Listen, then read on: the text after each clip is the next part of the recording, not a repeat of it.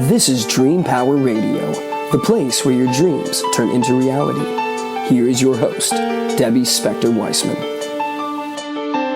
Hello, and welcome to Dream Power Radio on the amazing Women and Men of Power Network, the world's leading positive programming network, powered by Raven International.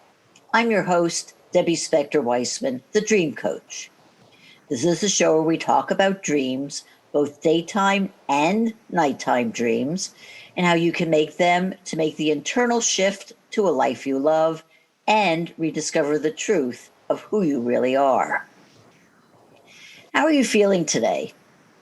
That's a question we get asked all the time. And if you're like most people, you probably mumble a simple, okay, or fine, and leave it at that. How are you really feeling? It's not such a simple question after all, as so many factors go into figuring out what is really going on inside you. It's not only about your aches and pains, it also includes your attitude and mental mindset. How you feel affects your travel through life, whether you tackle it head on and embrace all its possibilities, or hold yourself back because of fear or disease that's robbed you of your energy. One person who knows how to help you channel your health into a life well lived is my guest, Dr. Alison J. She's an international best-selling author, in addition to being a master mind-body energy medicine practitioner for more than 20 years.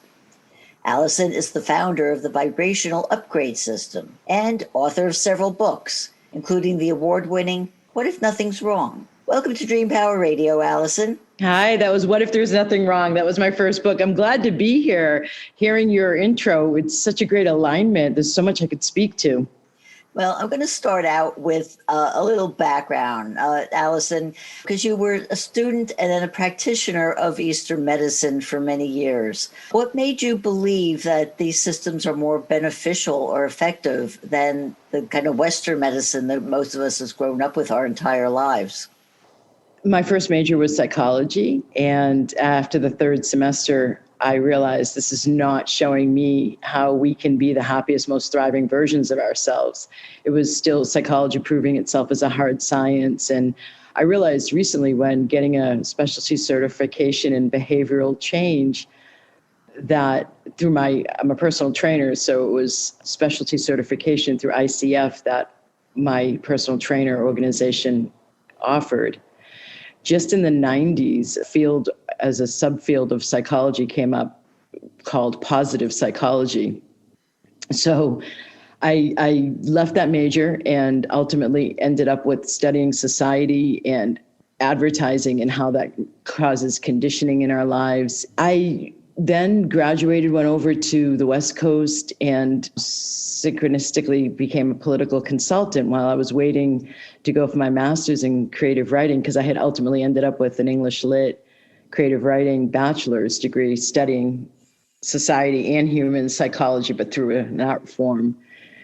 And as I was a political consultant, I was having a lot of success right away, and I got put into quite stressful campaigns because of it. They put me in the key races in the state, at the state and federal level. And so I was walking through a bookstore, kind of holding my posture intuitively in a way of asking, okay, how does it get any better than this? What else is possible? How do I manage the stress? How do I deal with the success and feel good?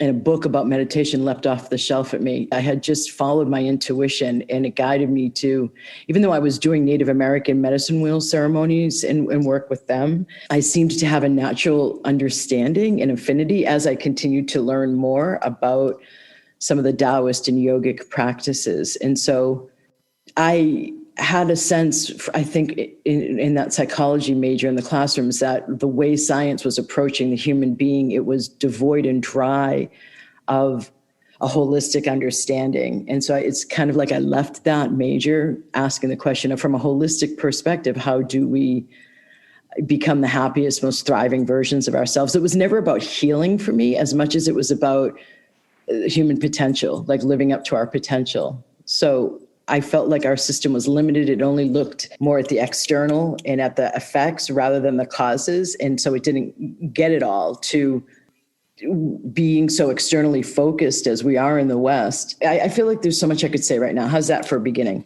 Oh, that is a great beginning. I just want to get into a little bit, because then you said that in order to study what you did, you left the United States and you were in Asia for many years.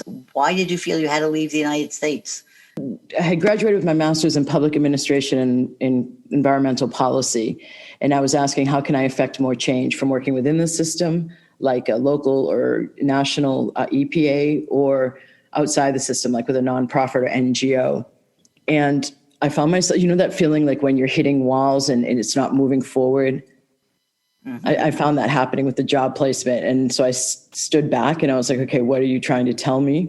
Asking my higher self and intuition and the universe, basically, which I had come to completely trust. And it was, this isn't ready for this much change. Fossil fuel industry is still so totally steeped within the marketplace. It's just not ready to shift yet. If you're going to go for change and shift, you're going to do it one consciousness at a time. It'll be more effective. So I relied back on my bachelor's and went into the classroom teaching English Lit. And on the sideline was teaching meditation at a community center to adults, was teaching meditation and Qigong at that time to kids who were labeled ADD and ADHD. With a colleague of mine, we did an after-school club, and I was running energy medicine sessions alongside energy medicine and holistic health and wellness sessions, because I had picked up my first energy medicine modality, which was Reiki, and I'm only 6 removed from the founder of Reiki. It's such a pure, beautiful, brilliant lineage I was able to step into. That was my first of 5 energy medicine modalities before I actually created a vibrational upgrade system. So I was in a session one day. My hands were over the solar plexus and the sacral of a woman. She'd already had great results. She had already had, I think, about 3 sessions in a package of 10. And we were both very pleased with what was shifting. And so as I sat there with my hands over her, I kind of looked up to my higher self in the universe and asked, okay, so how can I get even more robust results for my clients? That coalesced at the same time with me not being completely happy with the state of living. Like around that time on a Saturday morning, pre-digital banking, I was looking at my checkbook and I was like, I have a master's degree and I can't easily cover basic housing, basic car, organic food, yes. Massage a week, which I consider preventative health 101, yes.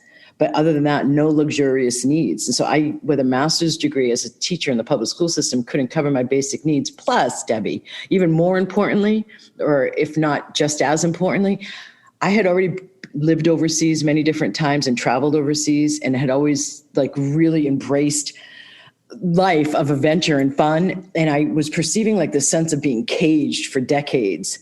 And it wasn't okay with me. I ended up accepting a job offer over in Taiwan, the small democratic nation where there's more traditional Taoist practices able to be practiced. And when I went there with the intention and the knowing of not only is this one of the seats that the understanding of how energy flows and how subtle energy works, not only is the Chinese culture, along with the Hindu yogic culture on the subcontinent India, understanding, they're the seats of who understands how energy works and meditation works and consciousness works, but they're also still operating from it.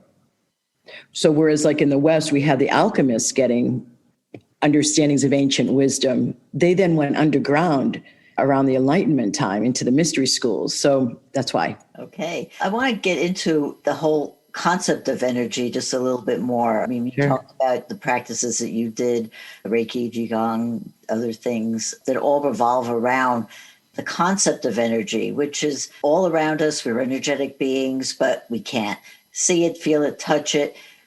How does energy affect us?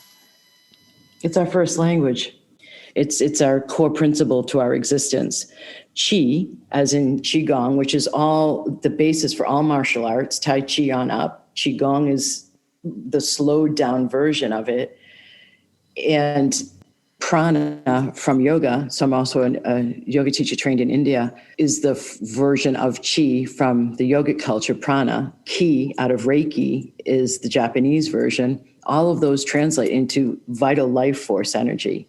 It's not just energy.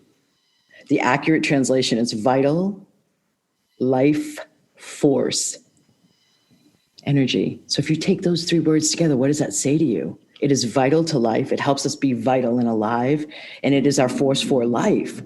So it's centric, and even quantum physics has been talking about this. So a basic Taoist principle that is one of the major tenets that all of traditional Chinese medicine is formed upon, including acupuncture and the yin yang, is where qi goes, blood follows. I add to that, as does one of my favorite Chinese teachers, he also nowadays adds to it, where consciousness goes, energy follows, blood follows. So if you look at that order, Debbie and listeners, the physical is the last thing on that list. It's the lowest priority. And so quantum physics understands too that at the subatomic level, everything's a wave, and our very intense thoughts or our repeated thoughts, when I say intense, I mean like during an emotional trauma, those are what collapse the wave, the potential that exists inherently at the subatomic level into a reality, into a physicalized particle, forming what it is we're projecting into this neutral wave of neutral energy. It is the foundation of we're creating our reality. It's not as simplified as a lot of the pithy social media memes make it seem, or even like master classes make it seem. It's a bit more than like we're creating our reality. I have so many students at my highest level actually talking with me recently. I just completed a round of training by new vibrational upgrade practitioners and up-leveling already existing ones. And I got a lot of feedback about, as they were getting ready, practicing their workshops, Dr. Allison, I was turned on to the law of attraction. And I myself am so grateful to the law of attraction for all that it's opened up in our society. But I didn't know the how. Like, how do I stay focused on what I desire? And so I've been the teacher of the how. So that's why I say it's a bit more than just the pithy social media memes you see. But energy is our first language. When you go into a room, you're assessing how it feels. You're not doing it consciously. You're not having your mind have a thought in a question form of, gee, how does the energy feel in this room? It's all unconscious. But just like a mother's love, it is absolutely necessary for the flourishing of all of life. But because it's so unconscious, it's so assumed, it's so much the foundation to life, we take it for granted and we just overlook it. Mm-hmm. Well, again, because we can't see it, it's not tangible. And we in this society are taught to look at the tangible, look at the real, and not look at the things that we can't see because they're considered unreal. Here, put your hands like this, please. I'm gonna let you start to perceive energy. So okay. Have your palms facing. That's a good distance apart. So let's slowly move our palms together. This is one of the most basic first Qigong concepts. And perceive what your palms feel. Perceive what your fingers feel like. Oh yeah, I could feel the tingling of energy already. Tingling of energy. Yes. Some of you who are following along, you may feel heat. Now, as we're not going to close our palms together, we're going to get them a little bit closer. You may feel a sense that you can't push your palms together because there is magnetism in there. Qi is electric. That's the tingling and the heat. And magnetic, that's the resistance or repulsion. So let's move our hands slowly apart. And you can maybe feel it at your fingertips, more of that tingling, and maybe feel a little bit of the tingling in the palms and the heat. So you are perceiving energy. Like Debbie, and we're in Humanity Spiritual Awakening Times, 2012 to 2032. And my second book is about this. And my publisher, knowing my work, he's like, you have to have this as a subtitle, Easing Humanity's Evolutionary Transition. I talk about of the 4 books I've written, that's one that goes into the Spiritual Awakening Times the most. I had a radio show for 2.5 years on Voice America. I was asked by them to do it about the Mayan galactic alignment on December 21st, 2012. And I was doing nothing in my business with that.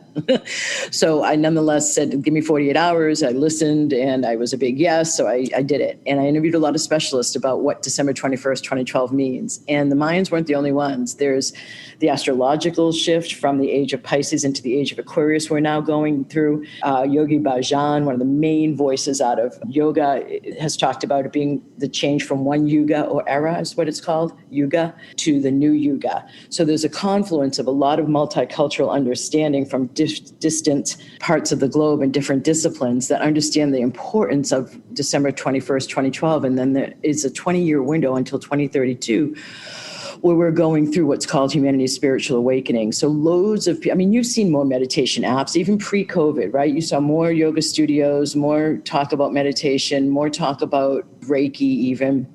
And it's because people are awakening. And so there's also been more sensitivity. I don't know how much you've had your own self hear or feel people say that person's too negative, I don't want to be around them, or I get triggered when I'm around that person, or I can't handle all this negative energy. Some of that has been happening because everything has popped open. The earth is cleansing, all of our institutions, the way we organize society, ourselves individually. We're all purging out stuff that's out of alignment, where there's abuses of power, where the masculine and the feminine within each of us is not balanced, or where it's ego-led, or there's secrets, and in those secrets is badness. Everything is coming into alignment and being purified and cleansed so that we can create the new era, which is the point we're at about now in 2021, right after the eclipses last month especially. So we're in a time where all of this, you're asking these great questions, and it just so happened that it timed with my returning back to the States with the mission of, man, there'd be so much more thriving and so much less suffering in the West if we just didn't run away from going within. Instead, we learned about how much more becomes possible when we awaken and align our subtle energy system, meaning our chakras and our consciousness. You have opened up so many questions for me, but we have to take a short break here. We are speaking about energy and awakenings with Dr. Alison K, and we'll be right back. What do Thomas Jefferson, Elias Howe, and Paul McCartney have in common? They all understood the value of dreams, and as a result, the ideas, inventions, and creations from their dreams affect us to this day. What great ideas are you leaving on your pillow at night? Sign up for a complimentary consultation at my website, thedreamcoach.net, and discover why your dreams are a terrible thing to waste. Welcome back to Dream Power Radio with your host, Debbie Spector-Weissman. Yes, welcome back to Dream Power Radio. I'm your host, Debbie Spector-Weissman, and we're speaking with Dr. Alison K about energy, transformation, awakenings, all of the wonderful things that are out there for us if we only know where to seek. So, Alison, I understand that you, tell me if this is true, that you combined your knowledge of energy practices and created a vibrational upgrade system. So can you explain, is that right? Can you tell me what it's about? Sure. And it's funny, too, because I used to have, this is such a great example, I used to have a judgment, a conclusion of Westerners who created a system based on stuff that came from the East. And then I went and did it. So that's interesting, isn't it? The way the ego mind works. So vibrational upgrade system takes everything I've learned basically and from the basic premise of how can I get even more robust results for my clients, including the decade in Asia, doing all the research and learning that I did. And is that, so it's a combination of, it's like half energy medicine and half work with consciousness.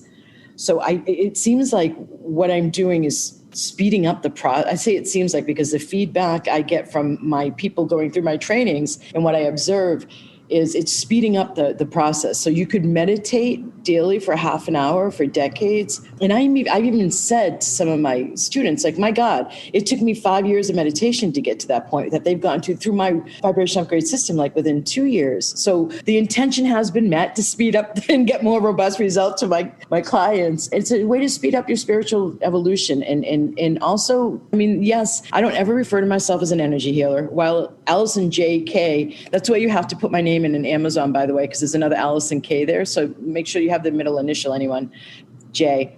And it's the same on Facebook business page. When I first got back, it was what seemed the best. I put energy healer and I don't ever use it ever since then. And so I consider it about living up to our potential. I don't consider energy medicine only about a desperate Westerner who's tried Western medicine and can't resolve their health issue and then seeks out alternative medicine, and energy medicine may be a part of it. To me, like, I remember I was on an interview, Debbie, giving an interview on a radio show in 2011-ish. And I remember the interviewer, he was a male, and he was saying to me, isn't this stuff all just woo-woo?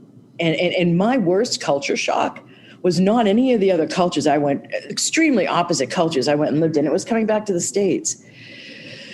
And that's frequently the case for expats, especially who've lived away for an extended amount of time. And when he said that to me, isn't this all just woo-woo, said/asked, I found myself genuinely saying, I find that at this stage of life and evolution, when over half the rest of the world lives from the understanding that what is invisible is more important and it comes first and the physical or matter comes second, to dismiss all of this as woo-woo, it's just ignorant at this point. And I've not looked back from that.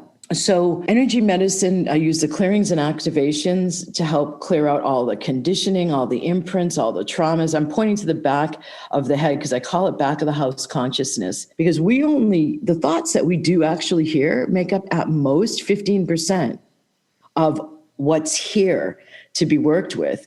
The unconscious and subconscious make up at least 85%. And from what I see, it's more like 95%.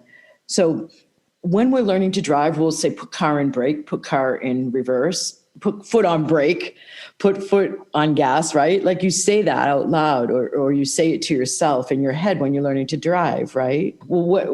So when we have learned how to drive, then it goes back there. And when we hop in our car, we don't say any of that. We don't hear any of that.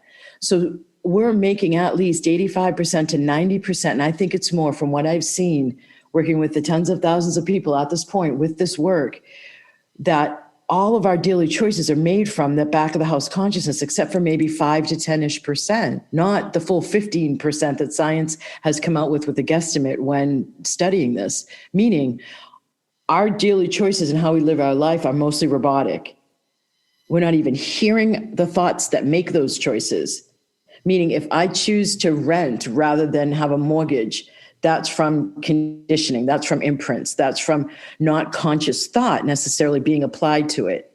If I want to start, I give this example a lot. If I want to, because it's very relatable. Let's say you're a single female and you're looking for love and you have a bad boy complex and you're wanting to break the bad boy complex.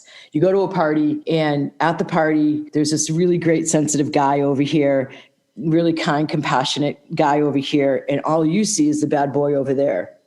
Because your peripheral vision to what else is possible is locked down because you haven't attended to the back of the house consciousness. You're making unconscious choices. Un is not conscious. Prefix sub means underconscious mind. So I do a ton of work to bring that forward. And once that I do these clearings and activations on all of this stuff, including karma, including past life stuff, because I access them through the chakras, which is an intersection of the mind, the body, and the spirit. So I can get to all of this, all the levels of consciousness of the mind.